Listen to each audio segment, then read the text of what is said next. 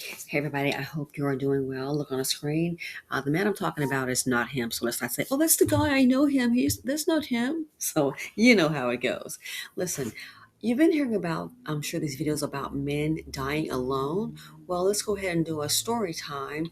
And this is a perfect example of how I think a lot of this will happen. Okay. So here we have a picture of a man crying, and he's actually going through a divorce.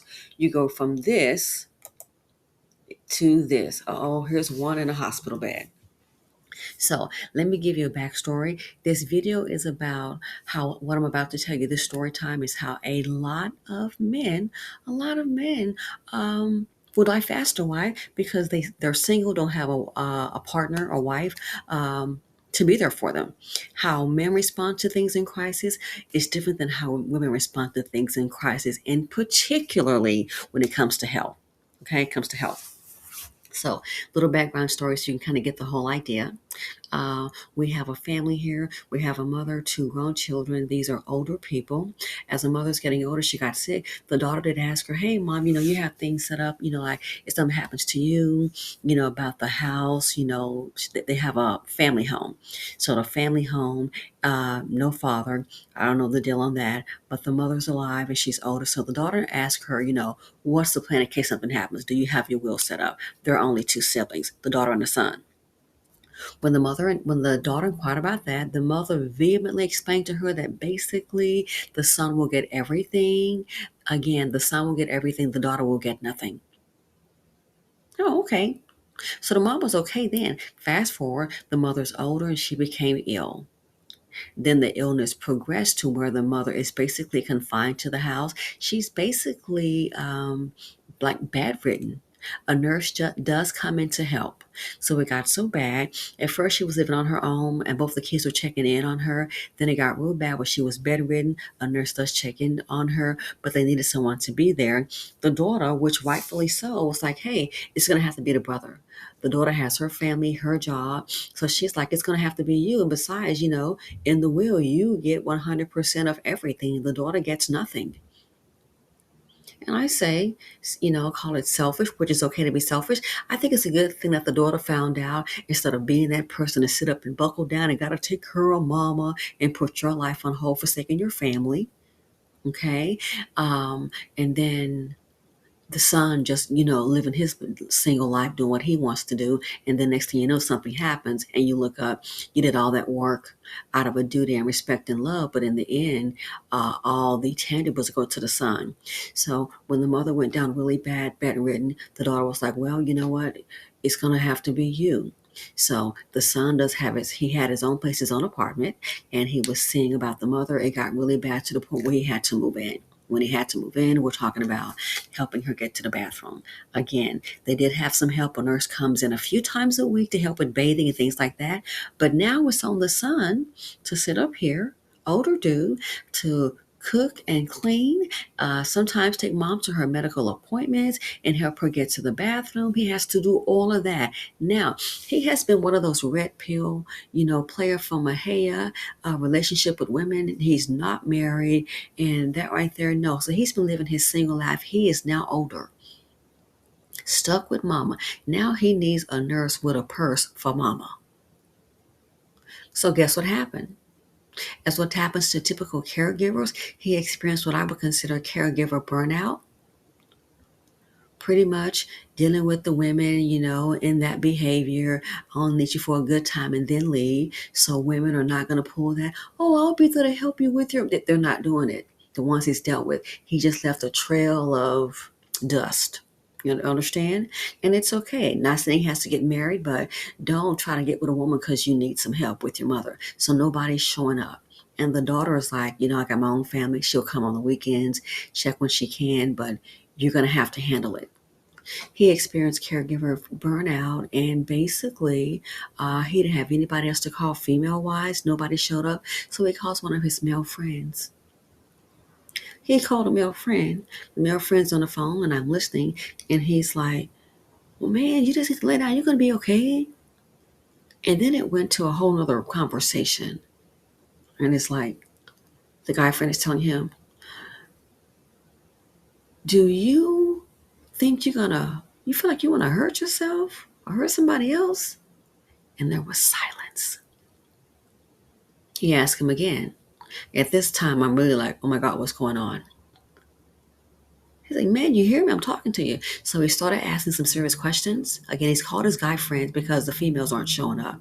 He called his guy friend, and then the guy friend is pretty much passive, like, well, you just need to go lay down. I'm like, hey, I said, no. I said, he's in crisis. I said, you need to go ahead and do something like get him to the hospital now. I said, I think he's got caregiver burnout and he's freaking out. Because you're asking some serious questions and he's not saying anything. The lack of the answer is the answer. He's saying that he just can't do this anymore. He just can't take it. He's tired. He just got home from work and yada, yada, yada. But when you're asking a serious question, there's no answer. So fast forward, I'm like, you need to get him to a hospital now. So his friend is like, okay, well, I'm going to come get you and let's just go get checked out. So then I'm watching her friend. I'm like, it's been 30 minutes. When you going to get over? I said, hey, this is really serious. I said, I said that right there. I said, he's freaking out. How do you know the guy won't have a stroke or a heart attack? Because you're telling me how he's been going through this and now he's just like his body about to give out. He just can't take it. I said, the emotional might go to the physical. I'm not a doctor or a therapist, so I might need to go ahead and get him to the ER. Like now, there's no let me finish this. I said, listen, you need to get him there ASAP. Nobody else is coming. That's why I called you. The chicks aren't coming. Nobody else is coming. How about the friend goes there, takes him to the hospital, and they check him in. Call, phone goes to voicemail hours later on. There's no answer. Then he called the next day, still no answer. So the friend said he assumed that maybe, again, this is how I think a lot of men by themselves, single men, will die. So the friend said he didn't, when he didn't hear from the same day, he called the next day. He said he assumed the friend had just gotten a ride home to somebody else. So he just went on about his business. A week later, he gets a call.